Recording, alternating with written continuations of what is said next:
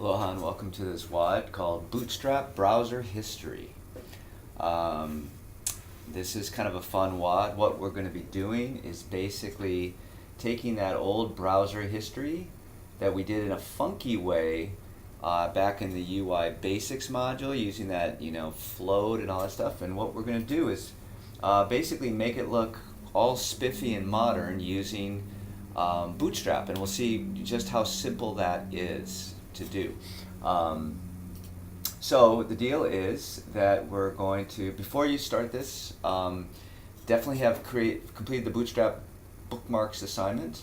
Watch all the Bootstrap example intro screencasts, download, hopefully you cloned that file down to your local computer, you played around with the files. And then of course you've completed the browser history WOD from the UI Basics module, otherwise you won't have that code to play with. Okay, so we got to start the timer, and I don't see my timer. Let me find my timer here. What's it called? Time, I think. Okay, so there we go. Let's clear this old junk out, and we'll start it up. Okay, create a new branch of our browser history repo called Bootstrap. So let's bring up GitHub, and in browser history we're going to create a new of our master branch, and we're supposed to call this Bootstrap. Okay, and then we're going to open both browser history and the basic branch of Bootstrap example intro in IntelliJ. So let me bring up IntelliJ. And we'll go Bootstrap example intro, and that's going to be down here. I do have a little bit of a competitive advantage, and I'll open browser history up here in a new window. The cinema display is really nice, and I kind of go back and forth about whether I should be using the cinema display or showing you on a laptop display so you can get a more realistic view. But I just think that it's so much easier for you to understand what's going on if I have more pixels to show you. So I'm doing it this way, even though it does kind of make my life a little bit easier than your life when you work on a laptop. Okay, so we've opened browser history, and that's in the Bootstrap branch, and that's here, and actually what I'll do first, before I even do the next thing, is I'm just going to do this thing a little bit out of order just because it'll be more fun for you to see. Doggone it. It's not the way I want to do it. I'm going to say, put this down here, and I'm going to open file, browser history, index.html. Okay, so down here is what our browser history is going to look like as we build it. It's not going so fast. It's like I need another cup of coffee or something. Okay. So what we're going to do is we're going to rename browser history index.html to index.old.html and style.css to style.old. So here we are in browser history, and we're going to use our Shift F6 to do an easy rename. And we'll call this index.old, and then we'll Shift F6 to call that style.old. And then we're going to copy over the index.html from our Bootstrap example intro file. And the way we do that is we can say propeller C in there, and then we select this file, and we do propeller V to paste, and it says, do you want to do that? And we say yes, and we'll actually add that to Git as well. Same thing with the style file, propeller C and propeller V. Okay, and now we've got those in there. So now if we go to index.html, you can see, and in fact if we enable live reload, which is what they want us to do now, by doing this, then what we should see is that our browser history now looks like the Bootstrap example intro. Okay, which is a little bit of a back step, but in a second we're going to make it better. Okay, so we've renamed it, we've copied the index.style.html, we've displayed the page, it looks like Bootstrap example intro with enable library load. Now modify the page by changing the title and navbar brand to a history of browsers. Create a 3-column responsive layout, use the WEL class to provide some visual interest. Okay, so let's actually just click here because this is what we're going for now. So let's just kind of use this as our guide and try to make the bottom window look like the top window. So the first thing that we're going to want to do, of course, is change this to a history of browsers. And if we save it, we should see, okay, using live reload, we can see that that's now updated automatically. And if we go here and say a history of browsers and save, okay, that's good. And then we've got this, we'll get rid of the class equals active. But what we want to do is we want to say this is intro, and we can do a function option delete to delete forward a word and call it introduction. And then we can do a function option delete to get rid of that, and we'll call that IE. Function option delete Internet Explorer. Let's just save it out to C. Okay, yeah, so over here things are going in the right direction. And then over here, function option delete. We want Firefox. Function option delete. Firefox, and then propeller D duplicates that line, and then a function option delete Chrome and Chrome. Save that out. Check this out over here.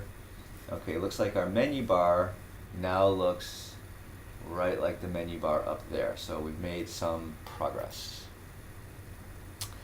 Okay, now the next step is let's create this introduction section. Let's just get rid of that stuff in there because that's from the example. And so the way in Bootstrap you create things is you say div class equals container, and then inside a container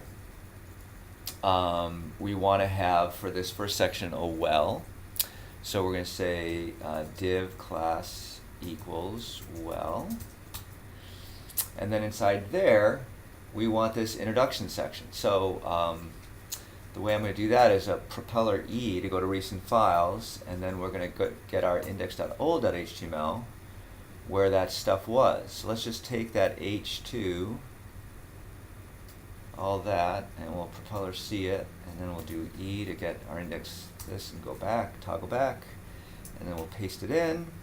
And then we'll save it out, and we see, kind of close, but what I noticed right away actually is that there was a little bit of space here, padding between the intro and the nav bar that's not there. So let's take a look at that by going to the style.css, and so we see our padding top is 50 pixels. We probably need a little bit more. I don't know, I'll make it 70, and that moves it down. It looks like it moves it down enough. It's hard to say. The other thing that's happening is that this is green, whereas that is black. So if I go toggle back, what I notice is that the reason why it's green is because I had this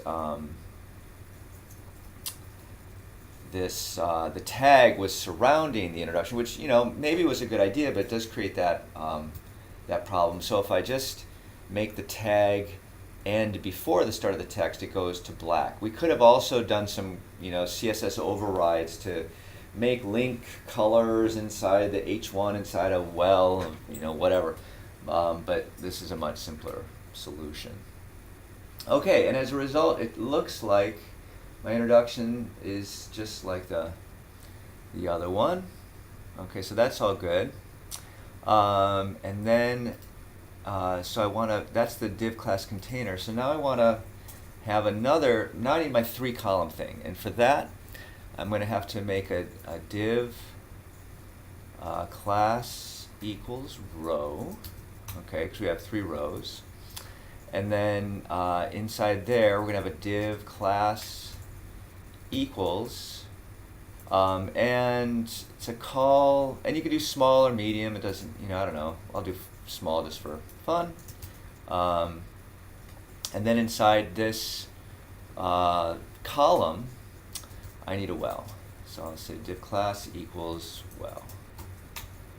Okay, now let's do something tricky. So we need to make 3 copies of this. And so if we use our option up arrow, we can start selecting bodies of code. So that was just 3 taps, and I got that whole area. I can do a propeller C, and then I can do a propeller V, and that's my second one. And now I've got my third one. And if I save it out, you can see now in the bottom here, we've got our 3 little wells just getting ready to have stuff filled in. So let's go back and find our index.old and go get the next stuff. So here's our H2, a brief history of IE. So we'll say copy. Actually, we just want the, we don't want the div. Whoa. So we'll say copy there. And we'll paste it.